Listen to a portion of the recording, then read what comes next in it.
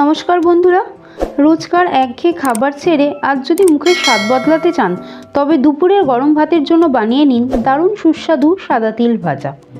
খুব কম উপকরণে আর ঝটপট তৈরি হয়ে যাওয়া এই পদটি কিন্তু একবার খেলে মুখে লেগে থাকবে।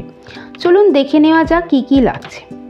সাদা তিল 100 গ্রাম, পরিমাণ মতো কাঁচা লঙ্কা, গোটা জিরে ফোড়নের জন্য এবং রঙের জন্য সামান্য কাশ্মীরি লাল লঙ্কার গুঁড়ো।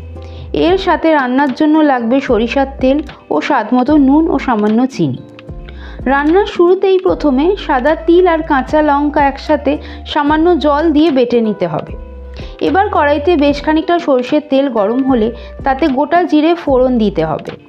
জিরেটা একটু ভাজা হতেই কড়াইতে দিয়ে দিন কুচিয়ে রাখা পেঁয়াজ।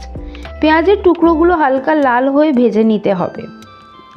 এরপর সোনালি রং ধরলেই তাতে দিয়ে দিতে হবে কাশ্মীরি লাল লঙ্কার গুঁড়ো। এতে ভাজাটার রং খুব সুন্দর আসবে। পেঁয়াজ ভাজা হয়ে গেলে এর মধ্যে দিয়ে দিন আগে থেকে বেটে রাখা তিল আর কাঁচা লঙ্কার মিশ্রণটি। এবার গ্যাসের আঁচ কমিয়ে একদম কম আঁচে তিল বাটাটি অনবরত নেড়ে চেড়ে ভাজতে থাকুন, যাতে তিল কড়াইতে লেগে না যায়। এবার এতে পরিমাণ মতো নুন আর সামান্য চিনি দিন। সমস্ত উপকরণ একসাথে নাড়তে থাকুন। কিছুক্ষণ নাড়ার পর 2 চামচ কাঁচা সরষার তেল দিয়ে দিতে হবে। ধীরে ধীরে ভাজতে ভাজতে দেখবেন যখন তিল থেকে একটা সুন্দর হালকা মিষ্টি সুগন্ধ বেরোচ্ছে, তখন বুঝবেন আপনার তিল ভাজাটি একদম রেডি। ব্যাস, এইবার গ্যাস বন্ধ করে নামিয়ে নিন।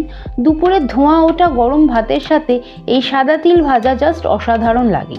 আজকেই বাড়িতে বানিয়ে ফেলুন। আর আমাদের রান্নাটি কেমন লাগলো অবশ্যই জানাবেন এবং চ্যানেলটিকে একটা লাইক ও সাবস্ক্রাইব করে দেবেন। Thank you.